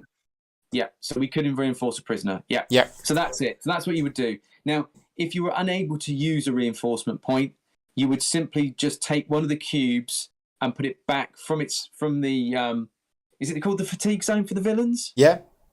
From the fatigue zone back into the reserve. So if you aren't able to use any of the reinforcement points, they just get cubes instead in the solo rules. Okay. So in terms of the reinforcements, you'll notice on the mission sheet we've actually numbered the reinforcement area. So this is number 1, this is number 2, this is number 3, and we're going to be rolling a dice to decide where the reinforcements come on. Is that right? That's right, indeed. Okay. So for each of the reinforcements, we've got 2 hazmat thugs and a prisoner. We're going to roll to see where they come on. And this is using a normal dice. Now, if we roll a 4, 5, or a 6, then we're placing the miniature at the reinforcement token farthest from the hero. So, first of all, the prisoner comes on at number 3, which is here. Then, hazmat thug, have 5, which is the reinforcement one that's farthest from heroes, which is 1, 2, 3, 1, 2, 3. It's either one of those 2. So we have a tie break. So just break ties randomly. Just roll break the dice ties randomly. So 1, 2, 3, this one. Yeah. 3. And the other hazmat thug is number 2, which comes on a... So 1 on each. After all that. There we go. Okay. So that's it. I don't think it spent the cubes. It hasn't spent the cubes. So it spent 2 cubes. It did the warning tile. Done. Yep. Now it's going to spend 1 cube to activate the brutes with chains. So 1 cube, brutes with chains activate. How many of them have we got on the board? We have 2 of them. So it's this one first, and it says that they want to defend first. So go through this with me again. They are trying to defend a hero objective, and a hero objective is the hazmat thug. Is that right? Correct. Yes. So could that guy move adjacent to a hazmat thug? Yes, by moving to there. Indeed, he could. Or it could actually move in there if it was to spend a cube. Yeah, so that would be preferable. What about the hazmat thug to your left? Could you move into that one, or is that too much difficult terrain? That's difficult terrain. But do they have... They don't have parkour. No, they do have parkour. Sorry, they don't have mobility. So yeah, he couldn't get there. There's one here as well. But I don't... it can get there as well. Right. So an area containing an active hero objective where 1 or more heroes or hero allies are in that area. There. So that's the number 1 choice. So that's where he's going to go. So 1, 2, 3. They move 3? They move 3. Yep. Yes. And when it gets there, what does it do? It's going to attack Batman. It's going to attack. It's going to attack Batman. Yeah. Of course it is. So it's got 2 white and 1 yellow.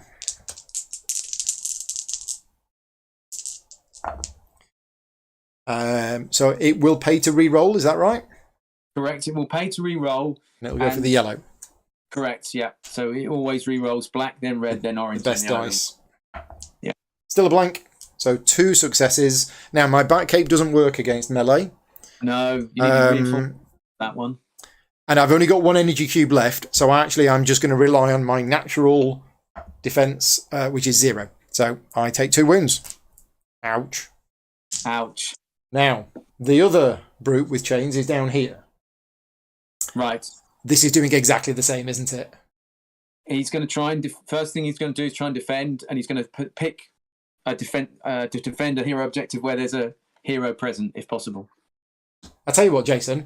Next time we play, you play Batman, okay, and I'll play Huntress. Yeah, okay. See, I've brought along taser gun, bat cape, and you've brought a pillow. Indeed, yeah, and I'm having a little nap. It's been quite stressful for me the first few rounds, so I'm just having a little break. Right, so I'm getting attacked by the brutes with chains, which is 2 of them and that. No ganging up because only the prisoners have got the ganging up ability. But that's 3 damage so far, and a reroll, and it's going to pay to reroll the white. Yeah, 3 damage. So at this point, I think I am going to spend 1 cube in defense, so I get 2 orange. And I've rolled 2, so I take 1 wound. Yeah. Okay. Wow. We're done. That's the end of the villain's turn 4. So hero's turn 4. So I'm in a spot of bother here. Let me just move the camera around. I think so. I think you might need to come and help me. Right. Yeah. So this is this is Batman here having a bit of a chat with some thugs. Ratcatcher's here, 2 brutes, and a hazmat thug. I mean, I think I've got to come and I've got to get line of sight of those 4 and try and take them out, haven't I? Yeah, I mean, should I stay active? I get my 2 cubes back. Oh, of course, we've got to make that decision before I go, haven't we? We do. In fact, I've got So, I think I need to go active to at least just thin their numbers a bit. Okay. Because I think your role in this now is to get rid of the rat, and I just take the punishment from these guys. Okay. I think. So I'm going to go active and get 2 back. Presumably you're going active and you're getting 2 back. Yep. But if I go first and then we see what I can do, and then we'll see what's left. Now, in terms of Ratcatcher, there's no point going for Ratcatcher right now, is there? Because he's got 5 health. Yeah. I'm going to be beating him up for ages, whereas getting rid of the other ones is actually going to be a lot easier. You can combo onto one of, if you can get rid of one of them, you could combo onto the other. Then you can get rid of the other one and maybe combo onto Ratcatcher possibly. Yeah. And maybe you might be able to get something off of him. But I've only got 2 cubes, so I think. 2, not 3. Yeah. So let's just play the odds. Let's have a look at this. If I do that, if I just use 1 cube. Yeah. So the villain has no cubes in defense. So as long as I can get 3 successes, I think I'm just going to do that. I'm just going to use 1 cube. I'm going to go for one of the brutes with chains.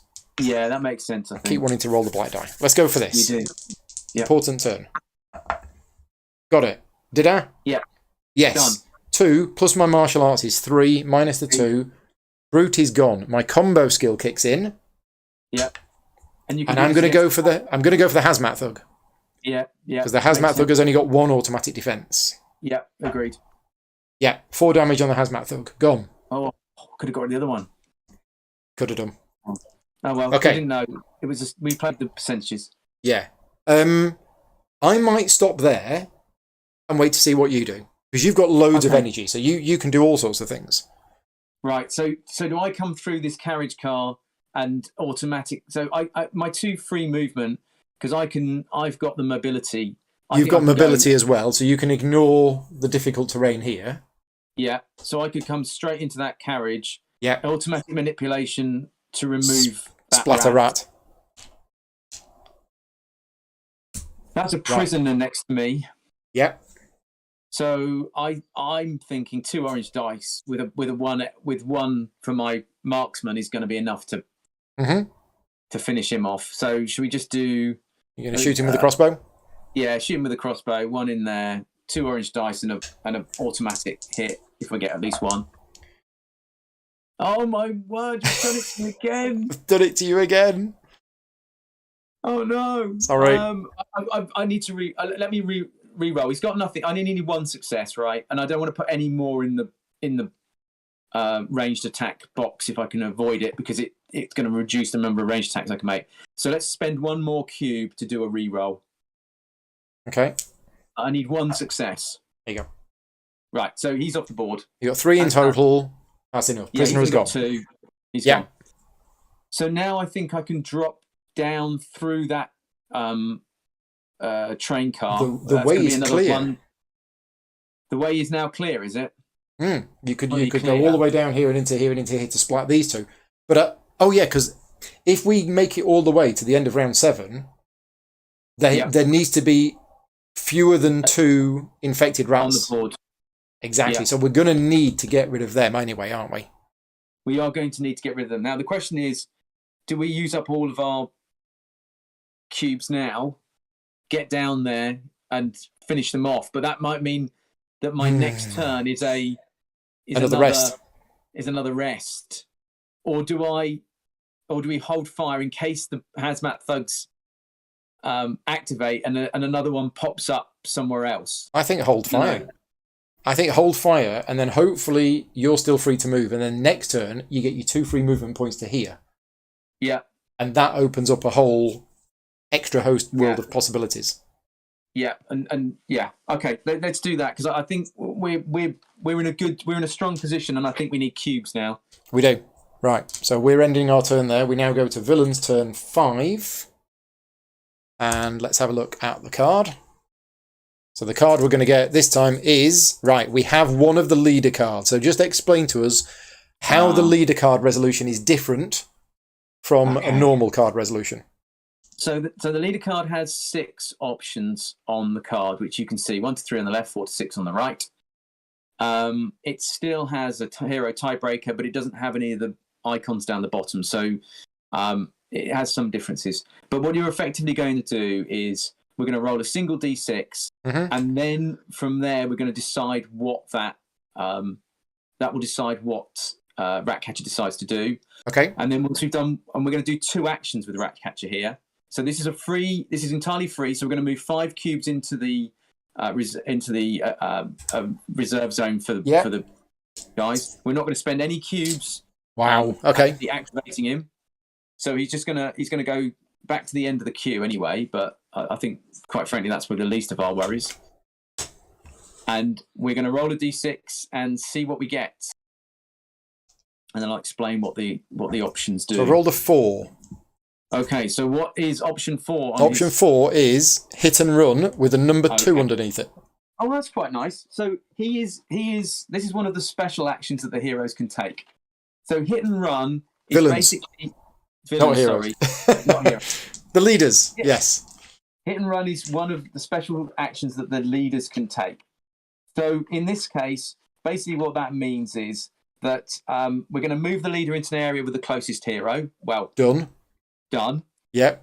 Then we're going to perform a melee attack against that hero, and after resolving that, we're going to get X movement points for that. Which is the 2. Yep. Which is the 2, and we're going to move him away from that hero, basically applying the golden rule. So he's as far away from a hero as we can make him. Okay.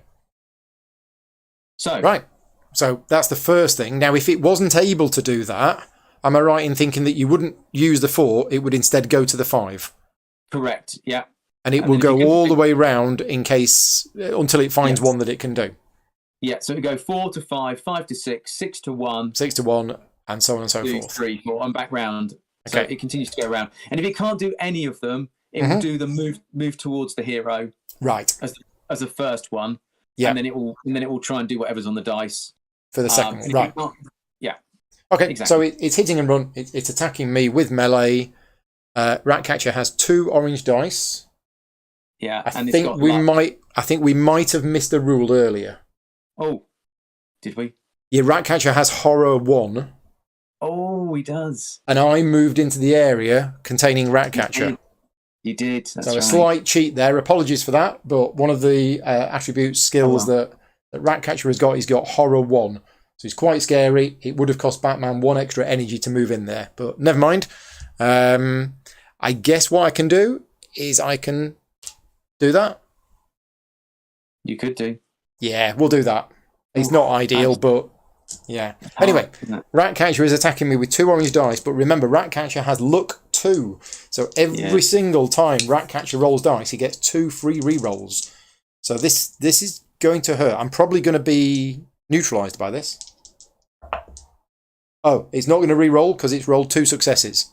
I don't have any energy to defend myself, so I'm just going to get the one orange dice, which is 2. Excellent. Hooray! Celebration time. So, where's Ratcatcher going to move? He's got 2 movement points to move away. Yeah.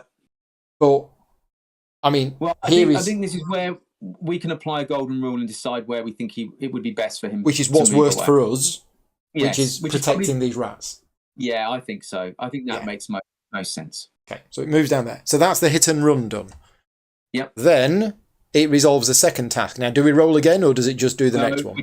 We just move down to the next one. Okay, so it's doing task number 5, which is thought. So he's going to spread the infection. He's going to spread the infection, isn't he? Yeah. He is. Yeah. Villain special task, thought, spread the infection. Again, this is on the mission sheet for the mission, where it says exactly what Ratcatcher does with that. Okay, so he's spreading the infection, which is an orange and a white. Difficulty 3. Got it. Oh. No re-rolls needed. Rat on the board. That's actually not too bad. It could have been a lot worse. It could have been a lot worse, given that was 2 goes. So, yeah, that's the Ratcatcher card gone. That will now not appear again for the rest of this game. The biggest downside is that didn't cost it any energy cubes. No.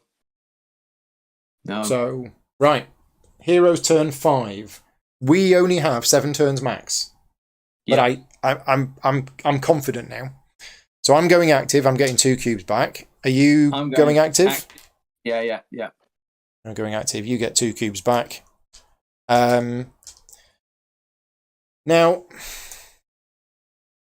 I don't have to get rid of this brute. No. Because these brutes are probably not going to activate for a while. But if I move out, I'm going to get the hindering modifier. And the horror modifier for moving into Ratcatcher's area. Yeah. So I think I might just stay here. I mean, I'll move out after I've got rid of it. Do you want me to go first to see if I can get Ratcatcher from outside of his area? Yeah, you want to shoot him, don't you? Yeah, so can I not get to a position where I can just shoot him from the adjacent area? Yeah, I mean, your 2 free movement points will move you to there and to there. So you've now got line of sight to this thug, Ratcatcher, or the hazmat thug. Right. So I think I need to try and clear you a path.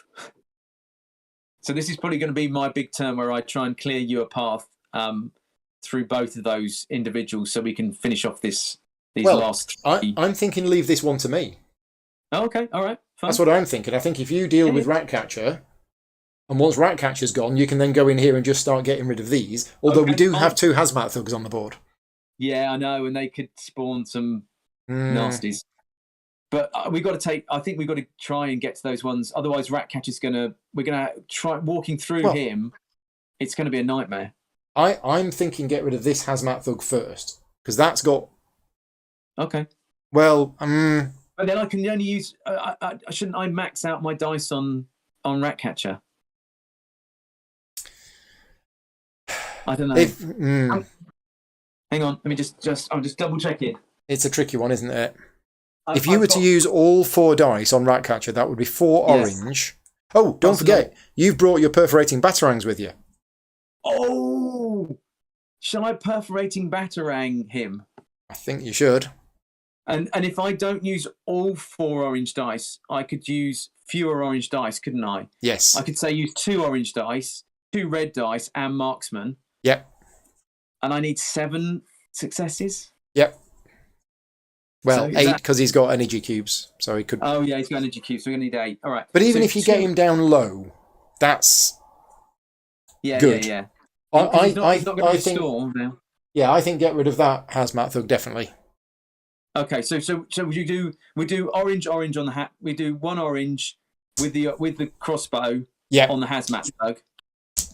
Okay. Yeah, you put it. I think they need to go in the one below it, but You're right. Thank you.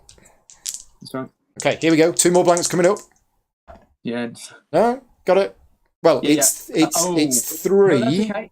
3. Oh That's yeah, it's fine. only got 1, so that's gone. Yeah. So he's only got 1 and 1 defense, so he's Done. done. Right, there you Right. go. So now we go for the big roll, do we? 2 orange, 2 red, or 3 orange, 2 red? I think go for 2 3 orange. orange. Well, 3 it's up orange. to you. And it's still using with 3 cubes, doesn't it? If I go 3 orange and 2 Yep. red with the perforating batarangs. Yep. Yeah, go on then. We'll go 3 orange, 2 red. So 3 orange, 2 red with the perforating batarangs, and the marksman skill. So 2 red, 3 orange. Here we go. Ooh, not great. Not great with the reds. You got 1, 2, 3, 4, 5, 6 in total. But Re-roll that blank red. you're going to spend an energy to re-roll the blank red. Yeah. Let's see if we can get him off the board. Roll the 1. So that's 7. So it's 1, 2, 3, 4, 5. I think that orange might have flipped. I don't know. Did that orange flip? Yeah, because it was 6, wasn't it? Well, it was 6, yeah. It was 6, so it's now 7. Yeah.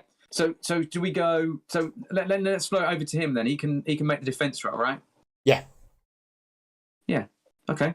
Okay. That's So good. 7 successes. It's got 2 And if he armor, gets- which would be he's 5, got which would three- kill it. He's got 2 free re-rolls, doesn't he? Oh, he Was does, that- yeah. Does luck kick in? Yeah, luck kicks in every time it rolls dice. Yeah. Okay. All right. So he gets a free defense re-roll first. Well, he's not free. He still has to. He has to spend the energy to get a defense reroll. Sorry, the luck re-roll. He doesn't. Oh yeah. Sorry. Yeah. Yes, he starts to spend the 1 in defense. Yeah, that's right. So the 1 in defense is 2. Oh, okay. So right, that's enough. So he's on 2 health. There you go. Right. I can't do anything more to him. No. But that's Not fine. unless I go in his area, but No, that's fine. I think you stay there, and if Ratcatcher doesn't move next turn, you just pepper him with 4 individual shots from the crossbow. yeah, he's not. I think it's unlikely. I think there is another leader card in there somewhere which could activate him, but hopefully not. Okay. Right now, question is, what am I going to do? Am I going to use 2 cubes on this one to make sure? Although knowing my rolling, it might not. Are they near the back of the? They're right at the back, aren't they? I suppose you could get hit by the prisoners. There are prisoners still on the board. Yeah, I'm just going to spend 1 because otherwise. Oh no! Hang on a minute. I don't have enough movement to move into here anyway, so I could just move out of here. The hindering modifier is 1, which means it just costs me 2 movement points to move there, and that's it. Yeah. And we just don't attack it. We just leave him there. And all I do is I just use my 2 free movement and I don't spend any energy cubes. Yeah. We're both together. You know what that means? No, you don't have the support skill. No, but I've got sacrifice. I have a sacrifice skill that I rarely get to use.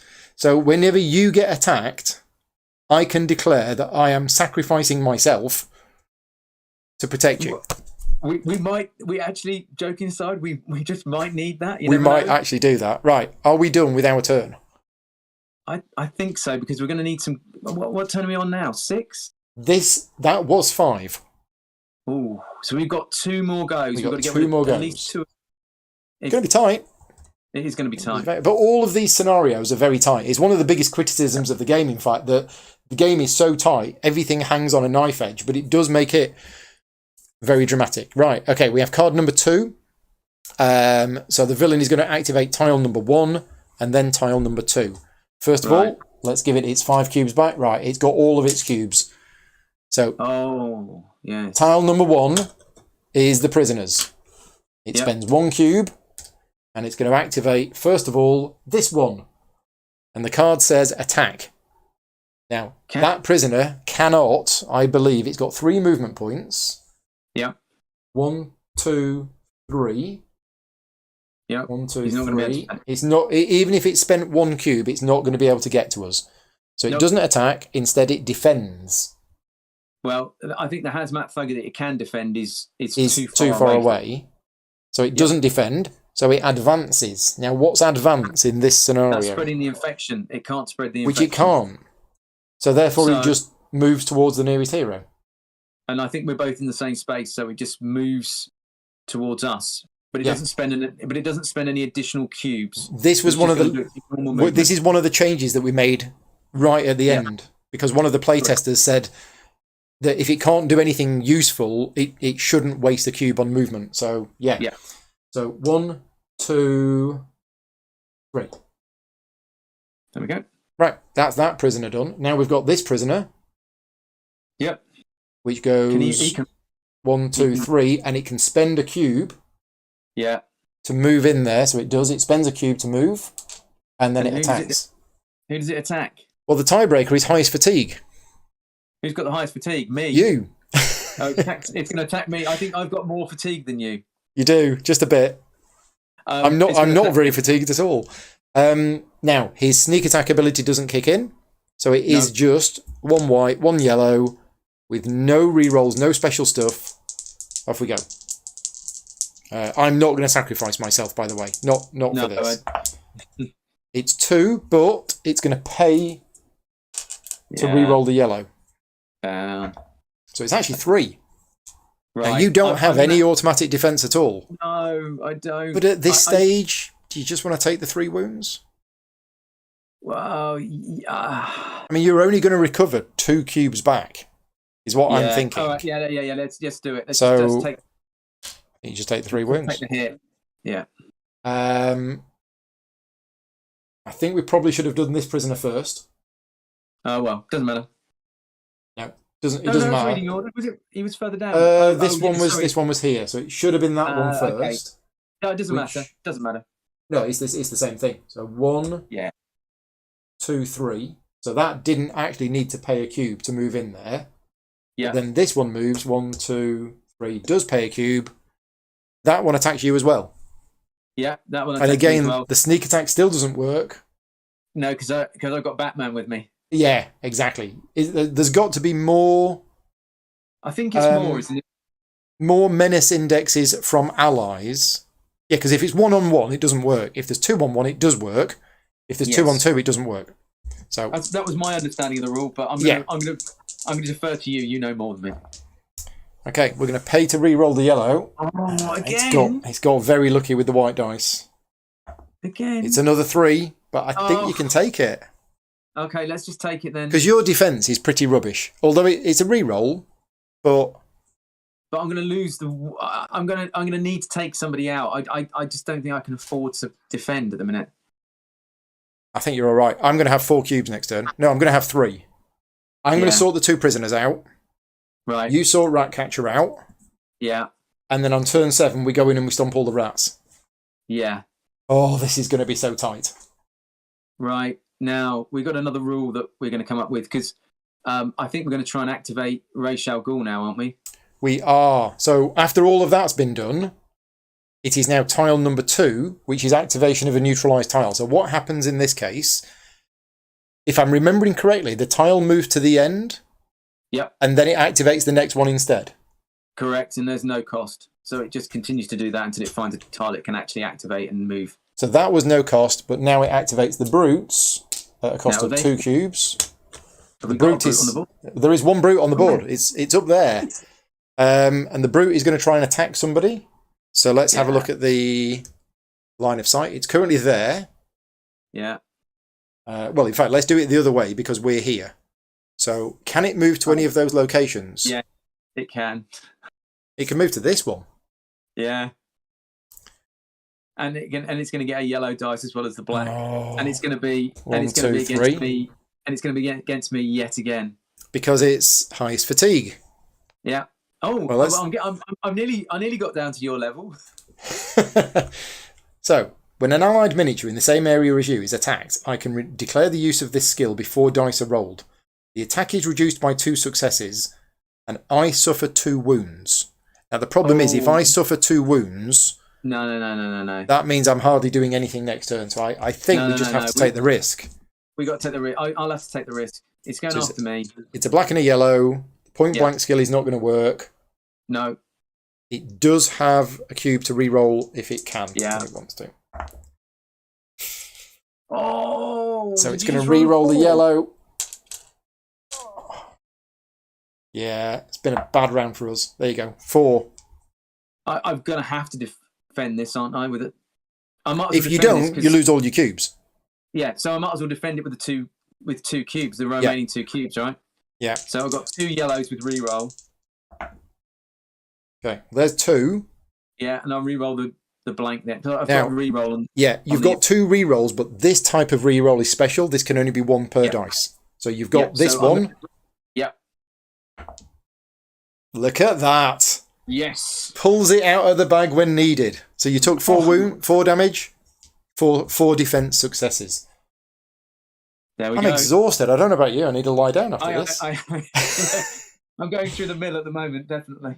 Right. That's the villain's turn. Done. It is our turn. Turn 6. I'm going active. I'm getting 1 cube back there and 1 cube back there. If you're going active, you get those 2 cubes back. Yeah. Right. You've got 2 cubes. I've got 3. Yeah. Now, if you were to perform a ranged attack in your area, you're going to get a hindering modifier because there are 2 menace indexes from enemies and 1 from allies. Oh, yeah. I need to take out one of these prisoners first. Yeah. Which is fine. They've only got 1 automatic defense. So let's go for it. Red, orange, martial arts. Sorry. That was 2 red. Red, orange, martial arts. There you go. That's 3. Yeah. That's all we need. It's only got 1 automatic defense, so it doesn't defend itself. Yeah. And the combo skill kicks in. Yeah. And I get a red. Red with the martial arts. Which is 2, so it will try and defend itself. Yeah.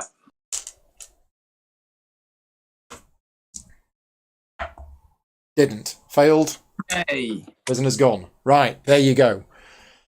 Okay. I've got to put everything into Ratcatcher, haven't I? I think you just do individuals. I mean, I'm not sure. Because you get 1... Oh, yeah, it's tricky, isn't it? Because it's got an armour of 2. Yeah. Yeah, you might want to... It's got 2 health left. You might want to just do 2. But, I mean, if you put 4 in... I can't, can I? I've only got 2 die. Oh, you've only got 2. Sorry, yes. So I can either do 2 twice or 3 once. And I've got to get 4 successes. Hmm. I've got the mark. I can use I can use the marksman twice, can't I? Yeah. If I go twice.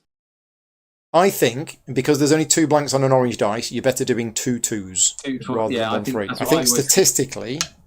Yeah. And the 2 twos also gives you the flexibility that if you manage to get rid of it with the first one, yeah, you can then move in and stomp on a rat with the second one. Yeah. Yeah. Okay, here we go. Yeah. Not good. Not good. Well, no. Yeah, so that doesn't actually break his armour. So. No. So, same again? Yeah, I think so. 2 twos. Same again. Sorry. My dice rolling today is nicked good. Oh, right. Well, however, I've still got 2 energy cubes left. You have? So I'm going to use my 2 movement points to move into the area with Ratcatcher because 1 for the movement and 1 for the horror. Yeah. And then I'm going to have a little kiss.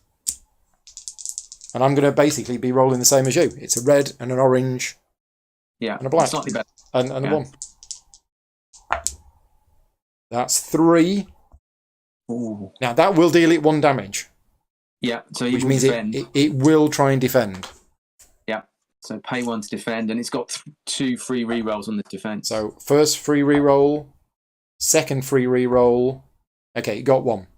However, I'm then going to spend another cube, and I'm going to go for it again.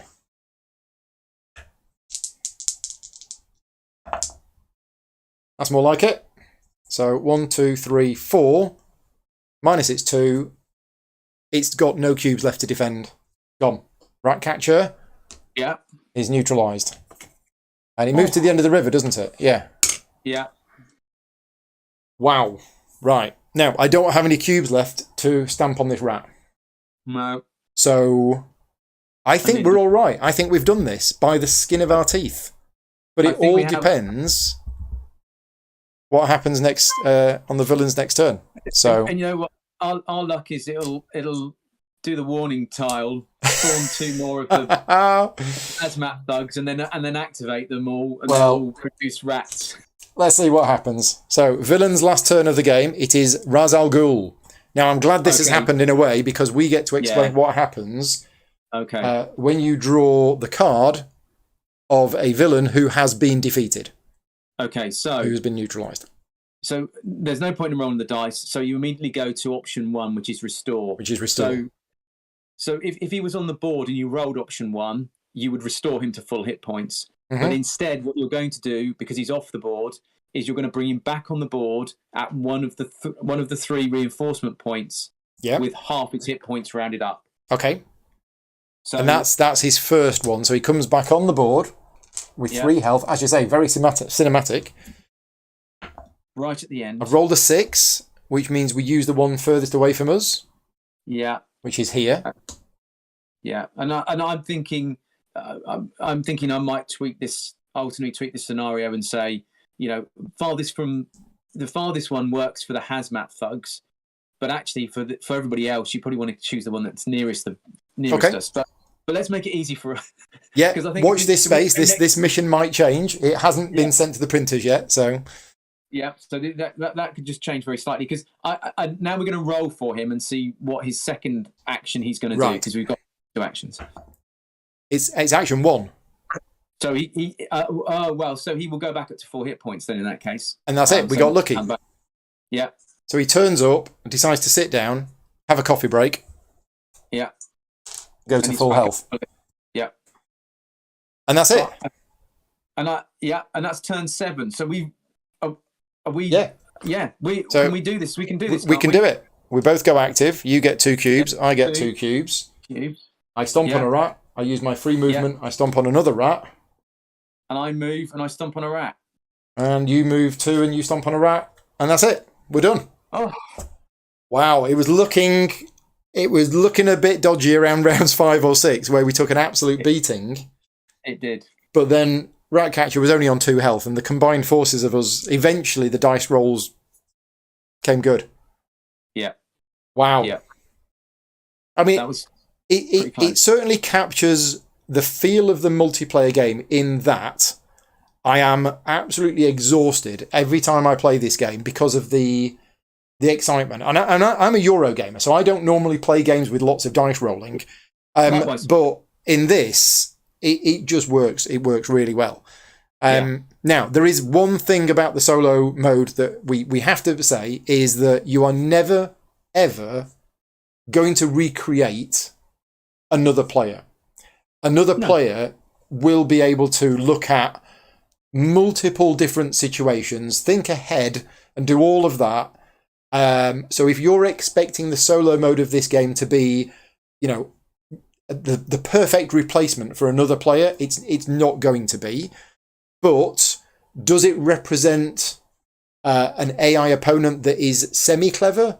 Yes. Would you say that's fair, Jason? Yeah, I think so. Absolutely, 100%. So you're right. It's never going to be as thoughtful as another player on the board. I've tried to make it as good as I can, but with the tools that are available to you at the end of the day, and try to make it as realistic as possible. It's clear that you've put a lot of thought into all the different actions for all of the different missions in terms of, and actually, even though I've just said it's not representative of another player playing the villain, it actually felt like it, because it felt like, I mean, you've played the game loads yourself. You know what decisions you need to make in order to play the villain. Therefore, what you've done is you've tried to program those into the AI mode. So it's not doing stupid things.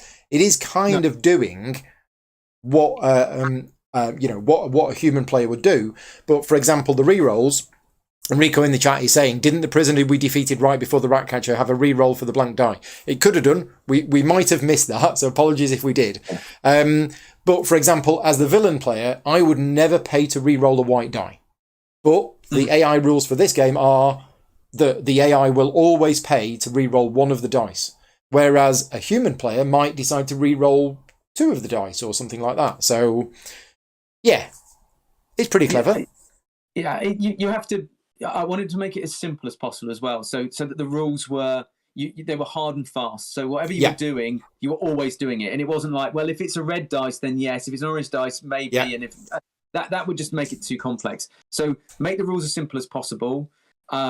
Give the AI some cheating legs up, which I tried to do with things like the individual villain cards. Yes. And the way that it sometimes activates things for free and therefore gets extra cubes. Yep. And then you've got the difficulty level. So, I mean, we didn't ramp the difficulty level up there. No, we just played on normal difficulty level, but also we didn't play with any of the hero variants either.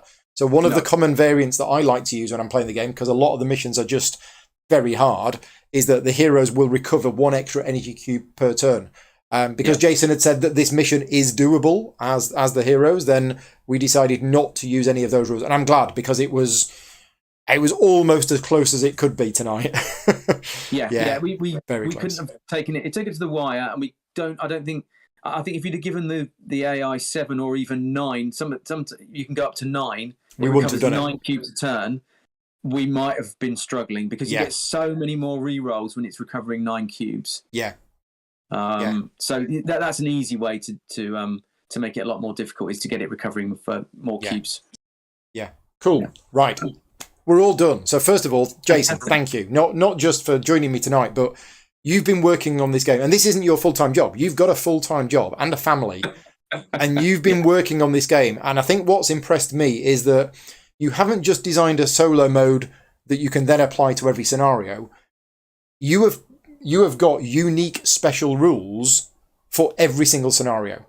So this solo mode can be adapted for any of the missions in the game, but that's only because Jason's already put in all of the hard work. If you were to devise your own mission, you couldn't use the solo mode for that mission unless you also then come up with certain special rules for the mission for the solo game. Thank you for all of that. And all of the fans of this game who are crying out for a solo mode of it, they're going to be your best friends. You'll have people bumping into you at Essen and asking for your autograph. Let's not go. I'm not sure we can go quite that far yet, Paul. I'm sure you have that. I'm not there yet. I'm not. Yeah, and if you want to buy a poster of Jason, a signed poster of Jason, all you need to do is send £10, self-stamped addressed envelope. Yeah, no, I say I'm just reflecting what the fans of the game are thinking about it. They've been wanting a solo mode for this, and certainly a lot of the people who'd tried your fan-made version before it's turned into this was very positive about it. So I know there's a lot of people, even though we're now coming out of lockdown and things like that, certainly in certain parts of the world, there's still a core group of people who are really wanting to play this solo, and it is very replayable solo, not just because of all of the different missions, but because of the customizable difficulty that you've put into it, that if you find it a bit easy, you can do it again. Yeah, and look, one versus many games as well can be a little bit polarizing. So again, if you're playing a co-op, you're just playing together with your friends, so nobody has to be the bad guy. Yeah. Again, I think that also talks to what people want with their games, is they want to all play on the same side sometimes, and this variant sort of allows them to do that. So again, I think that's hopefully another tick in the box as far as the community is concerned in terms of playing it co-op. Definitely. As well as. Right, and now that I've painted Ra's al Ghul and Ratcatcher, this is now another mission that I can play. So I'm on a goal to paint all of the miniatures from the base game, and I'm setting myself a target of I'm not going to play a scenario until I've painted all of the miniatures. And out of the 25 that are included with the base game, I think 7 of them I can now play. And I'm gradually getting through the miniatures. So. Excellent. Well, I think what you'll find, Paul, is if you do play this one again, because of the randomization of the cards, it does play very differently every time you play it, and that also, clearly that helps, because it's not the same strategy that the AI is going to do over and over and over again. So you play it and beat it. It will be very different the next time you play it. Ra's al Ghul will sit still and defend that little rat that sat underneath him. Right. And you'll have to prize him out of that hole, which is the way I played it when I played it last. Earlier on today, right, okay. Yeah, indeed. Yeah, so as you say, what you saw here, as Jason says, for the AI, it's down to the cards. And if the cards come out differently, then it's going to do different things. Yeah. Right, we're all done. So yeah, thank you very much, Jason, for joining me. Thank you to everybody for watching, and hello to everybody who's watching this back afterwards. Obviously, we've got quite a few people watching live, so thank you very much. But lots of my views come afterwards as well. If you like the content that I create and you want to support the channel directly, you can do so at patreon.com/gaming rules. Your contributions on Patreon do help to go on to me continuing to make content, and Patreon supporters also get access to exclusive behind the scenes videos. I've done a couple of playthroughs of this game as well, which have been sort of while I've been learning it and things like that. So yeah, if you're in a position to be able to support me, that would be great. But other than that, thanks very much for watching. Thank you again, Jason. Take care, everybody, and I'll see you all next time. Cheers, guys. Bye now. Good night.